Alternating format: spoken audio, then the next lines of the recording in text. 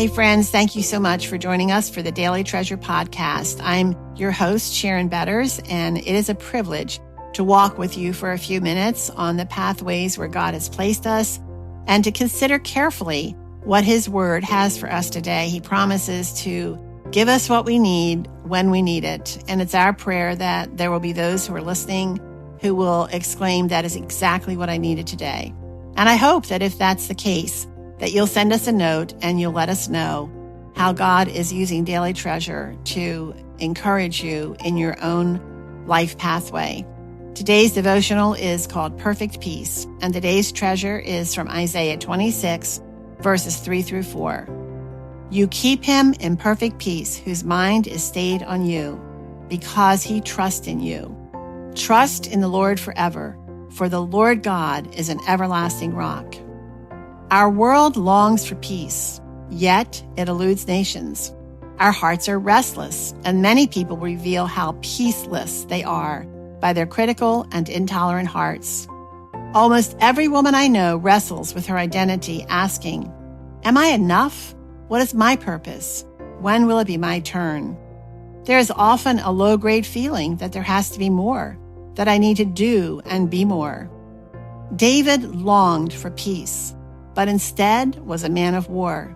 And as a warrior king, he sometimes tried to find his way out of difficult battles using his own wisdom. When his own son betrayed him, David had every reason to plot, to strike back and depend on himself. But not this time. The anguish and sorrow was too great, and David comes to the end of himself. In the middle of this betrayal, his soul waits in silence for God alone, who is his salvation. He has nowhere else to go. The use of the words "waits in silence" paints a picture of a man who is at peace and contented to wait for God to direct his path.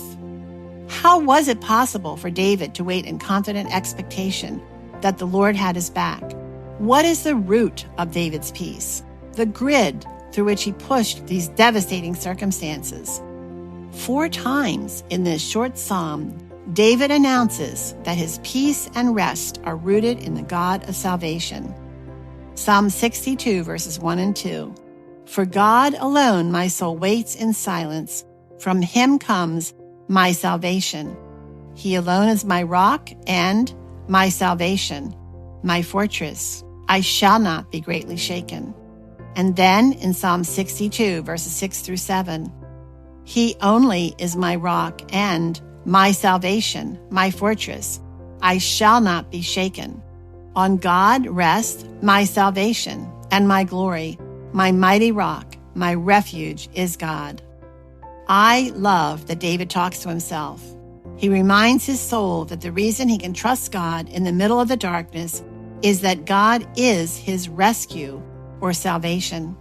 David lived a raucous life filled with war, repeatedly running for his life, and then giving in to lust and murder. He grieved the loss of his baby son born to Bathsheba. He had tried to save himself through human means, and his efforts led him into even worse chaos. Yet, in the middle of the war with his beloved son, Absalom, he reminds his soul that nothing else delivers as God delivers. Through it all, God had delivered him from past troubles, and he trusts that God will deliver him from present temptation to fear and the devastation of betrayal. David's mind is stayed on God, and as promised in today's treasure, David experiences peace. He says, "You keep him in perfect peace, whose mind is stayed on you, because he trusts in you. Trust in the Lord forever, for the Lord God is an everlasting rock."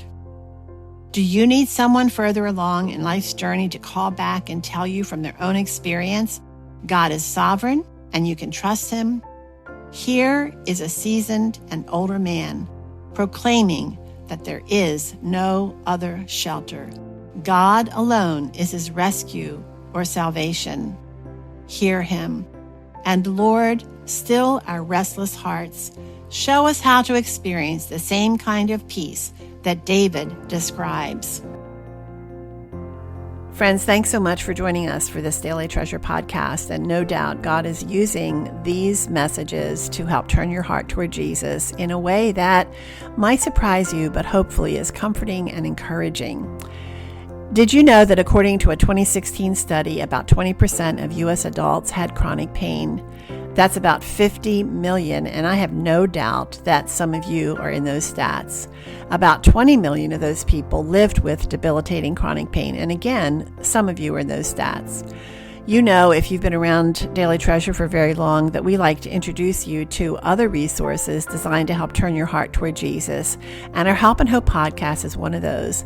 And today I want to introduce you to Bill Condon, who talks to my husband Chuck about chronic pain, living with chronic pain. Bill is one of those people who lived with chronic pain that was debilitating. And you know that if you have that kind of pain, you don't get much sympathy or much understanding, and you really suffer in isolation because you don't have a cast on or any visible sign of injury. And yet, your pain changes the way that you live. In this conversation, Bill talks to Chuck about what it is to not only experience chronic pain with no hope of healing, but also the devastation of the losses that often accompany chronic pain. I know that this conversation is going to encourage you because Bill also talks about how at one point he just wanted to give up on life, and yet in the middle of the darkness, God met him there. So this is a story of hope and encouragement. Make sure you go to markinc.org, that's markinc.org, and check out this conversation with Bill Condon, where Chuck and he just talk about pain in a way that I know is going to help turn your heart toward Jesus and encourage you in your own pain or to come alongside someone else who is struggling. Thanks so much for joining us, and we look forward to being with you tomorrow.